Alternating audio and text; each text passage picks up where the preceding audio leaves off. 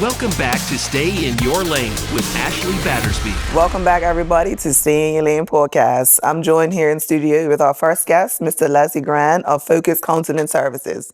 Welcome, Mr. Grand. It's good to have you. Yes, thank you for having me. Thank you. I'm glad to be here. So for those who have never maybe heard of Focus Counseling Services, tell us a little bit about it. So Focus Counseling Services is a substance use disorder treatment agency.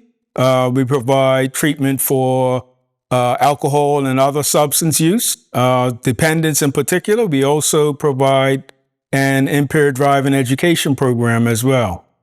Okay, so obviously you know a little bit about alcohol and the effects on the body and then the effects on driving. So Sure. give people a little dibble dabble about that. Just so because you know how people get behind the wheel and they think they know what they're doing? Understood. Yeah. So alcohol is a nervous system depressant, which means that it slows down your bodily functions. And so your judgment would be way off 9 times out of 10. And so any amount of alcohol, even one drink, can impair your judgment. So the average drink is 0.02. Mm-hmm. So at 0.02, your judgment is slightly impaired. And that's normally the first thing to go.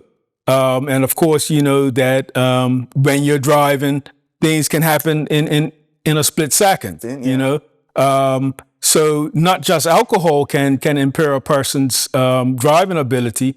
Opiates, in particular, like heroin, even prescription opiates such as things like Percocet and so on and so on, mm-hmm. Can also impair a person's ability to drive because they are also nervous system depressants. Right, and some medications even say on the label, like do not operate heavy machinery or do not drive. It's for that exactly. And it's for those particular reasons, right. Because it does impair your motor skills, mm-hmm. right? And in turn, your judgment. Also, substances like stimulants can also make it very unsafe to drive. Person could be edgy or extra nervous. Other substances can unfortunately even produce episodes of paranoia, which would definitely could make it really unsafe to drive. When we think of impaired driving, a lot of times we just think alcohol, yep. But there are so many other substances that persons may take daily. May even prescribe medications can affect a person's ability to drive, which is why, as you mentioned, a lot of them say don't operate heavy machinery. And of course, vehicles, in particular cars and bikes, right. fall into that category as right. well. Even if you feel okay. Yeah. You're not necessarily. 9 times out of 10, a person may even feel okay, but their judgment is impaired.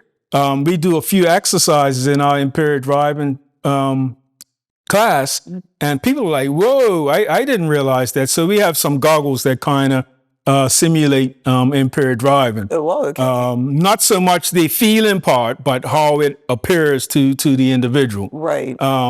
In the brain, not from the eyes, but in the brain, what the impairment feels like right. is more so, you know, what that does. But you obviously don't see. No, you don't see it, but you feel it, or you're unable to react in time. Mm-hmm.